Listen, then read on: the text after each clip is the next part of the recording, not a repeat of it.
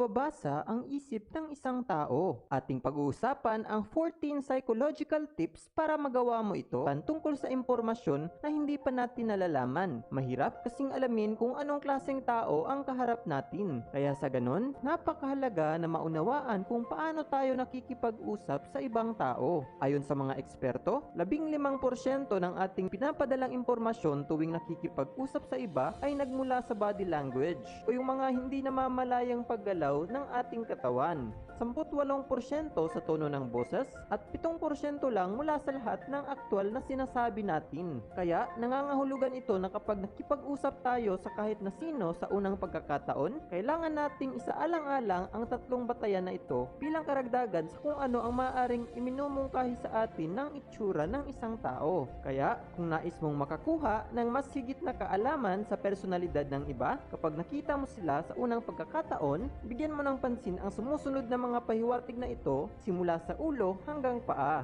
Number 1, tinginan sa mata. Kadalasang sinasabi ng ilan na ang ating mata ang nagsisilbing bintana para sa ating kaluluwa. Ang susi para malaman kung anong klaseng tinginan sa mata ang binibigay sa iyo ng isang tao ay ang pagsasaalang-alang ng konteksto. Halimbawa, kung ang isang tao ay hindi makapag-alis ng kanyang paningin sa iyo, nangangahulugan ito na mayroon siyang romantikong interes sa iyo. Sa kabilang banda, kapag ikaw naman ang tumingin ng diretsyo sa mata ng isang tao at hindi nila kayang tumingin ng diretsyo pabalik sa iyo, malamang na kinakabahan sila o mayroon silang isang bagay na itinatago sa iyo. Kaya sa ganon, kapag nakikipag-usap ka sa isang tao na ang titig ay hindi komportable para sa iyo, lalo na kapag ang tingin nila ay tuloy-tuloy at hindi man lang kumukurap, siguradong ito ay dahil mayroong issue at maaaring nagsisinungaling sila sa iyo. Number 2, kilay. Kung nais mong makita kung gaano kakomportable ang isang tao, tingnan mo ang kilay nila. Mayroong tatlong pangunahing damdamin na nagpapataas sa kilay mo: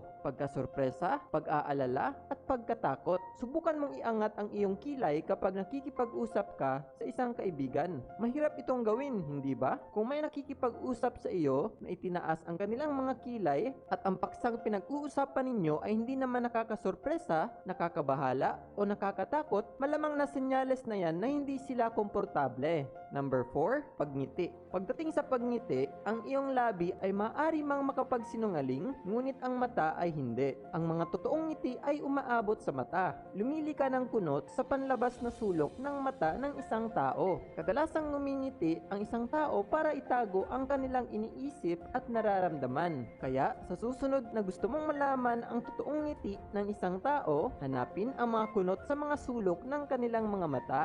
Kung hindi mo mahanap yon, maaaring mayroong itinatago ang mga ngiti nila. Number 5, kung anong sinasabi nila. Kapag makikipagkita ka sa isang tao sa unang pagkakataon at ang kanilang pinag-uusapan ay halos tungkol lang sa mahal nilang asawa o pagpuri sa mga kasamahan nila sa trabaho, maituturing natin sila bilang disenteng mga tao. Pinapakita ng mga pag-aaral na kapag tinatanaw ng isang tao ang karamihan bilang mabait, magalang, mapagmahal at may mahusay na pamamahala sa sarili, malamang na mayroon din silang mga katangian na ganito. Gayunpaman, ang kabaliktaran nito ay totoo rin. Sino mang sumasaksak sa likod ng iba at humuhusga sa iba bilang pangit at manipulatibo ay malamang na mayroon din sila ng mga katangiang ito. Posible rin na mayroon silang karanasan ukol sa depresyon o karamdaman sa kaisipan. Number 6, pagsulyap. Ang mga taong mainit kang tinatanggap at bukas ang puso para makilala ka ay maghaharap sa iyo ng kanilang katawan at titingnan ka sa mata. Sa kabilang banda, kung may nakilala kang isang tao at agad silang sumusulyap sa ibang bagay, ito ay isang senyales ng aksyon ng kanilang katawan na hindi nila namamalayan na ibig sabihin ay naghahanap sila ng paraan para takasan ang isang pag-uusap. Number 7, madalas na pagtango. Ang pagtango ay karaniwang senyales na may sumasang-ayon sa iyo. Pero, ang sobrang pagtango naman ay maaring senyales na ng pagkabalisa tungkol sa pagkakaroon ng pag-aproba ng iba. Kapag may sinasabi ka sa iba, tumatango sila ng sobra, nangangahulugan lang ito na nag-aalala sila sa kung anong iniisip mo tungkol sa kanila. O baka, pinagdududahan mo ang abilidad nila na sumunod sa binibigay mong instruksyon. Sa isang banda, ang kadalasang pagtango ay maaring isang hindi namamalayang pagkilos na nagpapahiwatig sa ibang tao na mayroong ibang bagay pa sila na kinakailangang gawin. Tulad ng kapag ang isang tao ay patuloy na tumitingin sa kanilang relo o di kaya'y patuloy na humahawak sa susi ng kotse nila. Number 8, baba at panga. Kapag nagsusumikap ang iba na gumawa ng tamang desisyon, may posibilidad na kukuskusin nila ang kanilang baba. Baka tumingin sila sa taas, sa baba o sa gilid. At siguradong senyales na ito na mayroon silang malalim na iniisip. Ang pagsisikip ng panga ay senyales ng stress. Ano man ang sinasabi ng ibang tao, nagpapahiwatig pa rin ito ng isang malaking basihan ng hindi pagiging komportable. Ang pag-uusap ay maaaring mapunta sa mga bagay na ikinababahala nila o ang kanilang isip ay nasa ibang bagay at nagpupokus sila sa mga bagay na nagpapa-stress sa kanila. Number 9, postura ng katawan. Kung nakikita mo na maayos na dinadala ng isang tao ang sarili niya, ito ang siyang makapagbibigay sa iyo ng ilang mga indikasyon tungkol sa kanilang kumpiyansa sa sarili. Halimbawa, kung mayroon kang nakikita na tumatayo ng matuwid at maayos ang postura na palaging tumitingin ng diretso, ito ay nagbibigay ng indikasyon na mabuti ang pakiramdam nila sa sarili nila at mayroon silang kumpiyansa. Gayunpaman, kapag may nakita ka namang naglalakad na yumuyuko sa lupa at ang postura ay nakabako, magbibigay ito ng kabaliktarang impresyon. Hindi namang palaging nangangahulugan na mababa ang tingin nila sa kanilang sarili. Pero, ito ang mensahe na ipinahihiwatig nito. Number 10, pagkakamay sa iba. Marami kang pwedeng malaman sa pamamagitan ng pakikipagkamay sa isang tao. Kung malambot ang kamay niya, maaring sila ay masunurin o madaling panghinaan ng loob. Kung matigas at masikip ang pagkakamay niya, posible na mayroon siyang malakas na personalidad. Ang haba ng oras sa pakikipagkamay ay importante din. Kapag sobrang haba ang pakikipagkamay niya, parang may kakaiba sa kanya. Kapag sobrang ikli naman, maaari itong magpahiwatig na mayroong hindi pagkakasundo. Posibleng ang taong yon ay ayaw na magkaroon ng malalim na pakikipag-ugnayan sa iyo. Pero, posible rin na nagmamadali sila at wala lang talagang panahon. Number 11, nakasandal o hindi. Kung ang isang tao ay nakasandal palapit sa iyo, nagpapahiwatig yon na interesado siya sa mga bagay na nais mong sabihin. Ang pagsandal ay isang senyales din ng pagpapakita ng respeto sa iba. Kapag lumalapit ang isa at sumasandal sa iyo habang nagkwekwentuhan kayo, nagpapakita lang yon na gusto nilang magtiwala sa iyo. Dahil dito, nararamdaman mo na pinapahalagahan at pinagkakatiwalaan ka. Sa kabilang banda, kapag lumalayo naman ang kausap mo habang may sinasabi ka sa kanya, pinapakita lang nito na napapagod na siya sa pakikipag-usap sa iyo o baka hindi siya komportable dahil sa ilang kadahilanan. Number 12, salungat na braso at binti.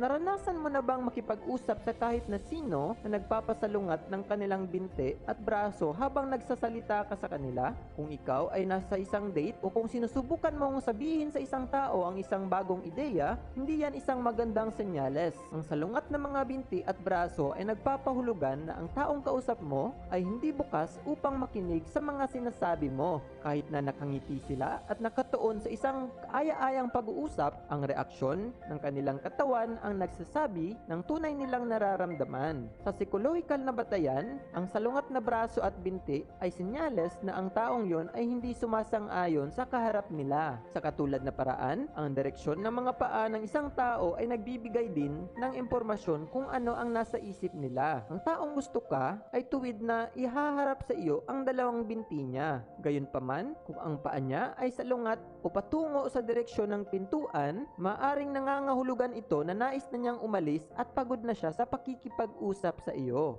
Number 13, pangkalahatang itsura. Ang paraan ng pananamit ng isang tao at kung paano nila ito pinipresenta ay isang bagay na maaaring makapagsabi kung anong klaseng tao sila. Kapag nasa lugar ang ayos ng buhok ng isang tao, ang kanilang pananamit at nagkakaugnay ang kanilang fashion style, maaaring ang mga taong ito ay mabusisi pagdating sa detalye. Ang isang tao na may magusot na pananamit at magulo na buhok ay maaaring malikain o magulo lamang. Kapag nakakita ka naman ng tao tao na gusgusin at nangangamoy ang katawan, maaring ang taong ito ay talagang napakatamad lamang. Number 14, pagkopya sa kilos at galaw ng katawan. Kung hindi mo pa nasubukang basahin ang personalidad ng tao dati, ito ang isang bagay na posibleng hindi mo pa napapansin. Pero dapat bigyan mo na ito ng pansin simula ngayon dahil kapag ang isang tao ay gumagaya sa kilos at galaw ng iyong katawan, nangangahulugan ito na maganda ang pakiramdam nila sa iyo at na gusto nilang makisabay sa iyo. Senyales ito na maganda ang daloy ng pag-uusap ninyo at na ang kausap mo ay nalulugod sa iyong mensahe. Kapag komportable tayo na makasama ang isang tao, may tendensya talaga na magaya natin ang ginagawa nila. Ang ilan sa atin ay magaling sa pagbasa sa mga senyales na ipinapakita ng ibang tao. Ang iba naman ay hindi marunong at kailangan pa nila ng ibang tao na diretsyong sabihin sa kanila kung ano ang nasa kanilang isip. Ang pagbasa ng tao ay hindi madali, pero kapag kaya mo itong gawin, isa itong kamanghamanghang kakayahan na pwedeng magkaroon ka.